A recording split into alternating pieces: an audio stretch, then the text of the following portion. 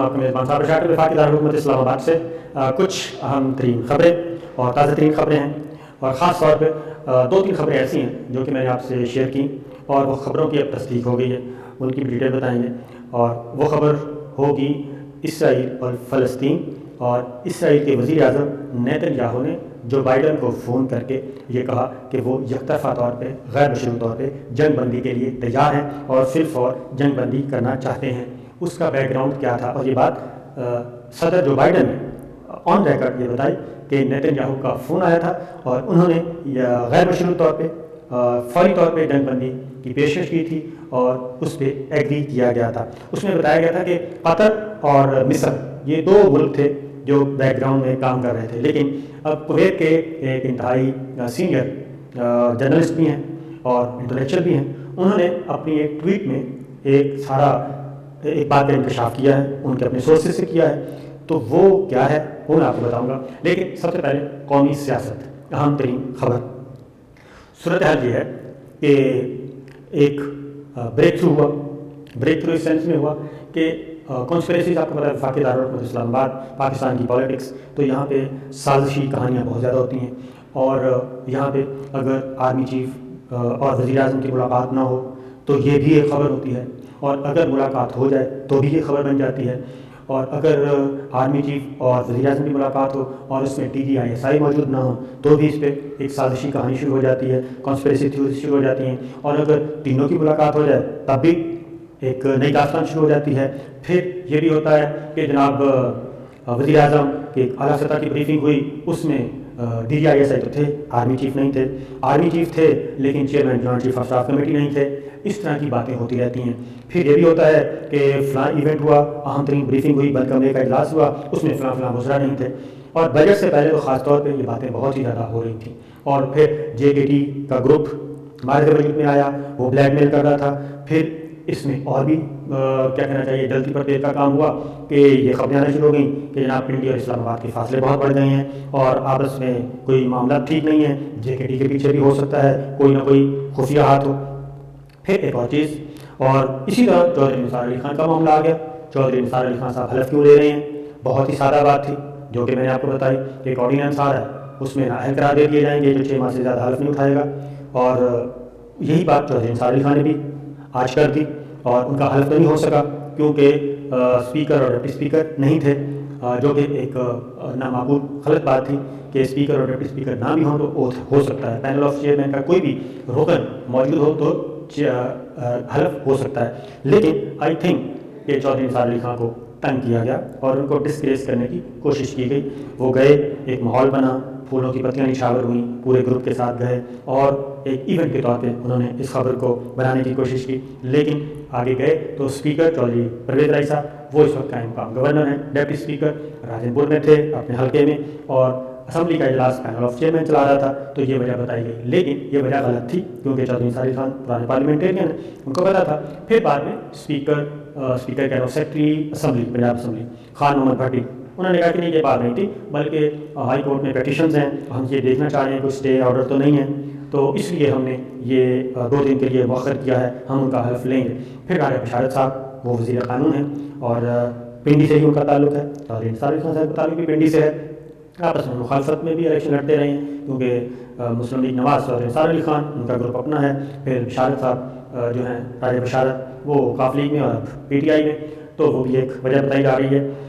پھر اس لیے بھی ان کو ڈسکریس کیا گیا کہ جناب چودھری نثار علی خان صاحب کو اتنا بڑا ہوا نہیں ہے، ہم چاہیں تو حلف ہی نہیں اٹھانے دیں گے، یہ بھی ایک بات چلی کیونکہ نہ کاف لیگ چاہتی ہے، نہ پاکستان پیپلز پارٹی چاہے گی، اور نہ ہی مسلم لیگ نواز مریم صفدر صاحبہ چاہیں گی کہ چودھری نثار علی خان کو کوئی اہم رول ملے، یہ چیز۔ لیکن چودھری صاحب نے بتا دیا کہ میں تو اس لیے حلف اٹھانے آیا تھا کہ یہ ڈی سیٹ نہ ہو جاؤں اور ضمنی الیکشن نہ کروانا پڑے، تو خیر یہ بھی اس کو بھی جوڑا گیا کہ چودھری نثار علی خان کے پیچھے بھی کوئی ہو سکتا ہے، یہ ساری چیزیں چل رہی تھیں۔ پھر MQM کی طرف سے بجٹ آ رہا ہے، بجٹ سے پہلے یہ سارا جوڑ توڑ ہوتا ہے، لیکن ہوا یہ کہ جناب کل ایک اہم ترین بریفنگ ہوئی، اس میں ISI ہیڈ کوارٹر میں، اور army chief general Qamar Javed Bajwa وہاں پہ موجود۔ استقبال کس نے کیا جی؟ ISI کے چیف لیفٹیننٹ جنرل فیض حمید نے استقبال کیا، ریسیو کیا مہمانوں کو، اور اہم ترین جو لوگ تھے اس بریفنگ کے وہ تھے army chief general Qamar Javed Bajwa, chairman joint chief of staff committee general Nadeem Nazar, Pak بحریہ کے سربراہ، پاک فضائیہ کے سربراہ،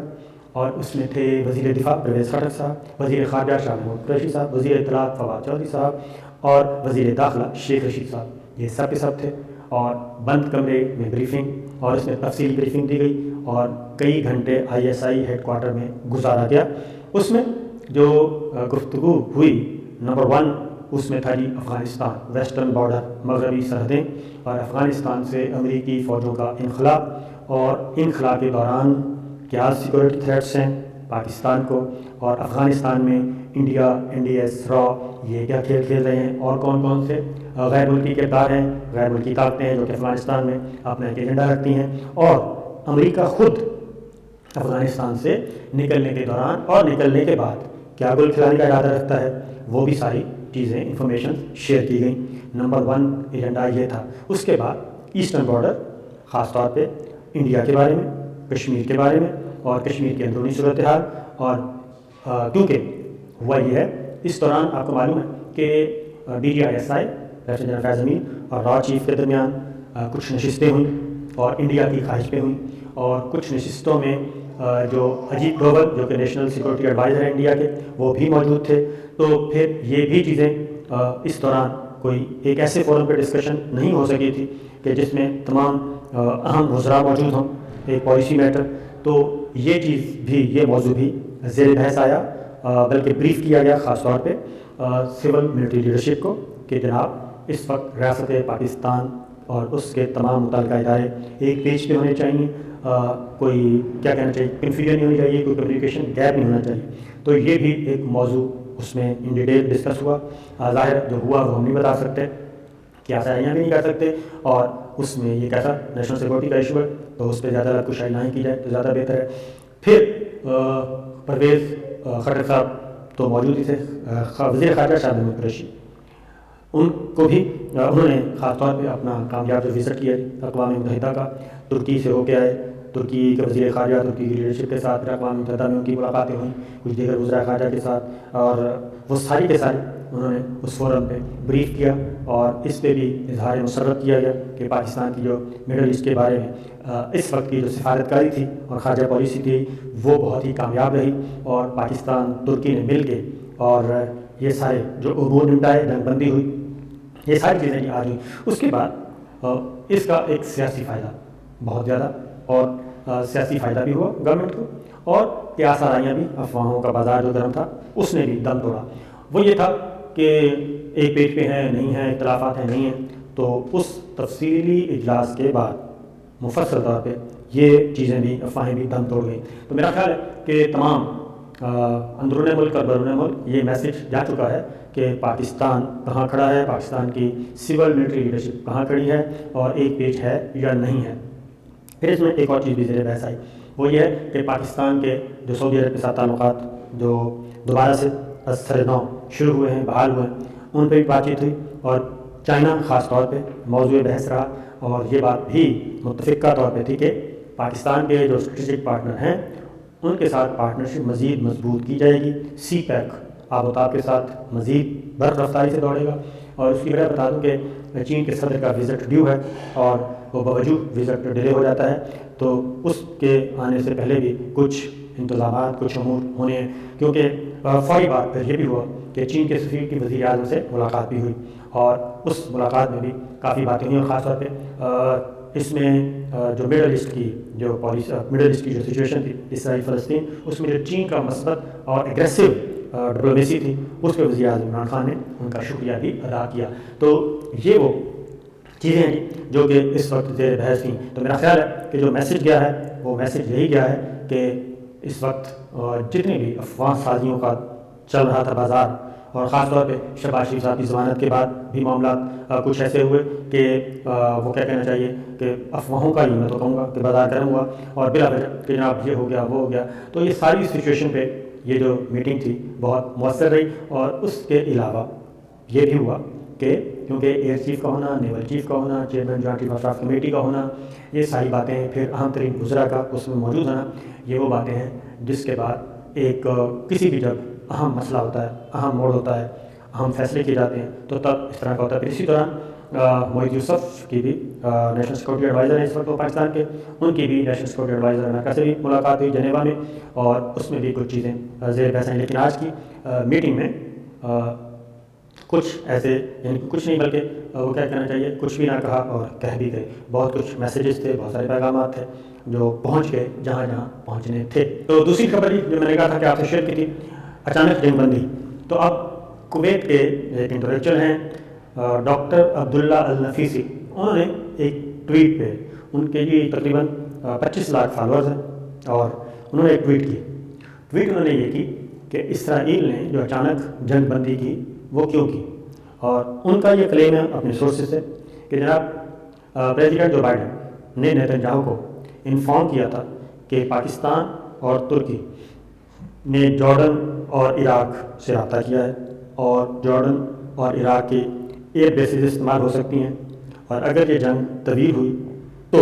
اسرائیل پہ باقاعدہ طور پہ کوئی بھی ریگولر آرمی اس پہ فضائی حملہ کر سکتی ہے۔ جب یہ خبر نیتنیاہو تک پہنچی تو نیتنیاہو نے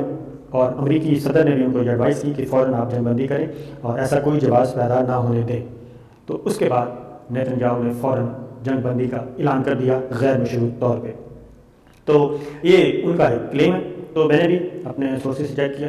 کہ جناب اس میں کتنی حقیقت ہے، لیکن یہ تو مجھے پتہ ہے کہ ترکی بھی یہ بات کر چکا ہے، کیونکہ اقوام متحدہ کی قرارداد بھی اس مسئلے پہ 2018 کی موجود ہے کہ انٹرنیشنل پیس کیپنگ فورس ہونی چاہیے،